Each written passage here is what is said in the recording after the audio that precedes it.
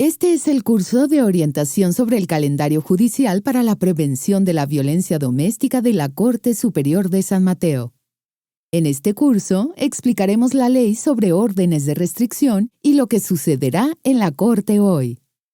Antes de comenzar, repasemos algunas definiciones. El solicitante o la persona protegida es la persona que solicita la orden de restricción para limitar la conducta de otra persona. El respondedor o persona restringida es la persona cuya conducta se ve limitada por la orden de restricción. Órdenes. Ahora, repasemos los tipos de órdenes. Las órdenes de restricción más frecuentes que concede esta Corte son: órdenes sobre la conducta personal, de no contacto, órdenes de alejamiento y órdenes para cambiar de residencia. Revisemos cada una. Órdenes sobre la conducta personal, de no contacto. Estas órdenes prohíben que la persona restringida se comunique con la parte protegida o que cometa determinados actos contra la parte protegida. La persona restringida no puede hostigar, atacar, golpear, amenazar, agredir, pegar, seguir, acosar, abusar de, destruir propiedad personal, alterar la paz, vigilar, hacerse pasar por, ni obstaculizar los movimientos de la persona protegida. Esto significa que no puede agredir, empujar, lanzar cosas, maldecir o insultar a la persona protegida. Si la orden de restricción establece que no debe haber contacto, significa que la persona restringida no puede tener contacto directo con la persona protegida. Esto quiere decir que no podrá establecer comunicación mediante llamadas telefónicas, mensajes de texto, correo postal o electrónico, ni vía Internet, a través de Facebook u otras redes sociales. También incluye el contacto indirecto a través de amigos o familiares, o usar a otras personas para enviar mensajes. Órdenes para cambiar de residencia. Estas órdenes prohíben que la persona restringida viva en la casa que antes compartía con la parte protegida. La orden de alejamiento también puede incluir la residencia, el automóvil, el trabajo, la escuela, la guardería u otras ubicaciones de la persona protegida. Órdenes para cambiar de residencia. Estas órdenes prohíben que la persona restringida viva en la casa que antes compartía con la parte protegida. Actualmente, la Corte puede emitir otro tipo de órdenes. Estas pueden incluir órdenes temporales con respecto a la custodia, las visitas, la manutención de los hijos y la posesión de bienes. Dado que estas órdenes son temporales, es posible que deba presentar otra demanda judicial, por ejemplo, una petición de divorcio o de paternidad, en caso de que desee obtener órdenes permanentes en cuanto a estos asuntos. Sin embargo, cabe señalar que, si la Corte está convencida de que ha habido violencia doméstica según lo definido por la ley, la Corte puede emitir órdenes de restricción permanentes que pueden durar hasta 5 años a partir de la fecha de hoy. Hablemos ahora de algunas restricciones que tienen las personas restringidas. Si la Corte emite una orden de restricción en contra suya, se aplican las siguientes leyes. Armas de fuego. No puede poseer, tener en su poder, comprar o recibir un arma de fuego o munición mientras esta orden de restricción esté vigente. Debe entregar de inmediato cualquier arma de fuego que posea o tenga en su poder actualmente. Penas por violación. Es un delito violar una orden de restricción. Cada violación puede castigarse hasta con 1 año en prisión, una multa de hasta $1,000 o ambas. Cada violación se trata como un delito independiente. Por ejemplo, si se le ordena no llamar por teléfono a alguna persona, una llamada telefónica es un delito, 2 llamadas son 2 delitos, etc. Se le puede arrestar, procesar y enviar a prisión por violar la orden de restricción de cualquier forma. Conducta en la sala de audiencia. Si la Corte ya emitió una orden de restricción temporal en su contra, la orden permanece en efecto mientras usted esté en la sala de audiencia. No hable con la persona protegida ni le haga expresiones o gestos en la sala o el vestíbulo de la sala de audiencia ni fuera del juzgado. Si lo hace, podría violar la orden de restricción temporal y podría arrestársele. Continuemos con algunos asuntos relacionados con la custodia y las visitas. La violencia doméstica hiere a los niños. De acuerdo con la sección 3044 del Código de Familia, si usted y la persona protegida son padres de un hijo, la emisión de una corte de restricción podría evitar que usted tenga la custodia física o legal de su hijo, a menos que la corte determine que esto es lo mejor para el niño.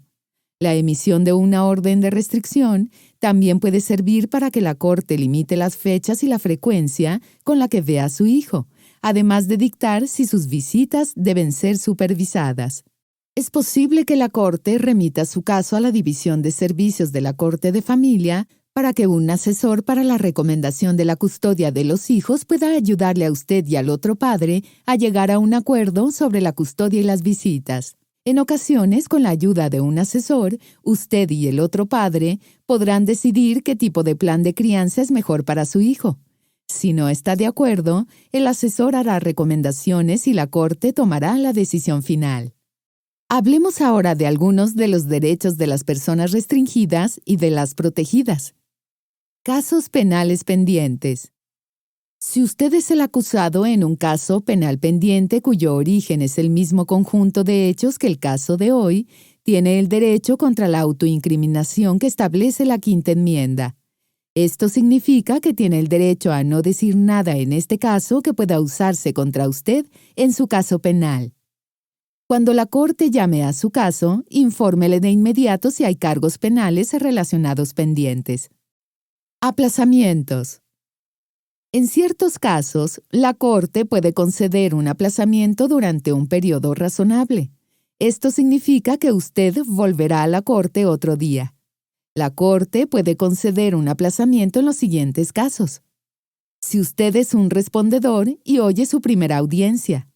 Si no cuenta con un abogado y quiere más tiempo para contratar uno o si es un solicitante y el respondedor se ha presentado, pero no le entregó su respuesta al menos 2 días antes. Si se concede un aplazamiento, la orden de restricción temporal se puede ampliar hasta la fecha de la próxima audiencia. Repasemos ahora algunas de las instrucciones finales con respecto a su caso el día de hoy. Cuando la corte llame a su caso, acérquese a la mesa. El solicitante, la persona que solicita la orden de restricción, se parará en la mesa a la izquierda de la sala de audiencia. El respondedor, la persona cuya conducta se ve limitada por la orden de restricción, se parará a la derecha. La corte también tiene algunas reglas que debe seguir. En primer lugar, si solicita un intérprete para la audiencia, el intérprete dirá todo lo que usted diga en inglés e interpretará lo que se diga en la sala en su idioma. Es importante que usted solo hable en su idioma y escuche solo a su intérprete, incluso si usted sabe un poco de inglés para evitar confusiones y que se pierda de información importante. Si no escucha o no entiende, dígaselo al juez de inmediato. En segundo lugar, hable con claridad y no interrumpa ni hable mientras otra persona está hablando. Recuerde que esta es una audiencia formal en la corte. El trabajo del taquígrafo de la corte es elaborar un acta oficial de los actos procesales de hoy. Cada palabra que se diga en la corte debe quedar registrada, por lo que es importante que se escuche a todos con claridad. Si varias personas hablan a la vez, el taquígrafo de la corte no podrá escribir lo que usted diga. Si habla muy rápido o con voz muy baja, es posible que la corte le solicite que hable más lento o fuerte. En tercer lugar, los casos en el calendario judicial de hoy están programados para presentarse en 20 minutos o menos. La corte ya leyó todos los documentos presentados oportunamente ante esta instancia, por lo que no hay necesidad de repetir lo que ya escribió. Posteriormente, en virtud de la ley, usted tiene derecho a presentar testimonios y testigos adicionales. Si desea ejercer dicho derecho, debe decírselo a la corte tan pronto se llame a su caso. Entonces, su caso se programará previamente para otro día cuando haya más tiempo para escuchar su testimonio o a sus testigos, o se pospondrá hasta el final del calendario judicial de hoy si el tiempo lo permite. Si no le dice a la Corte que desea ejercer este derecho, se asumirá que usted está de acuerdo en continuar con los documentos que presentó. Posteriormente, la Corte ejercerá su criterio, según un caso llamado Riffler, para recibir solo un testimonio adicional en vivo que considere necesario para tomar una decisión informada sobre su caso. Por último, un comisionado de la Corte escuchará su caso hoy. Si se opone a que su caso sea escuchado por un comisionado de la Corte, debe manifestar inmediatamente su objeción cuando se llame a su caso. Si no presenta su objeción antes de la audiencia, se asumirá que acepta que un comisionado de la Corte actúe como juez temporal en su caso. Antes de concluir, recuerde que, si le conceden una orden el día de hoy, es muy importante que quede por escrito. Sus órdenes no se harán cumplir a menos que estén por escrito y se presenten ante la Corte. Si no tiene un abogado, hoy hay representantes en la oficina del asistente de Derecho Familiar en la sala de audiencias que le ayudarán a preparar sus órdenes y un secretario las presentará. No se vaya de la sala de audiencias sin una copia de su orden. Esto concluye el curso de orientación sobre el calendario judicial para la prevención de la violencia doméstica de la Corte Superior de San Mateo. Si tiene alguna pregunta, consulte a su abogado o al personal de la Corte. Gracias.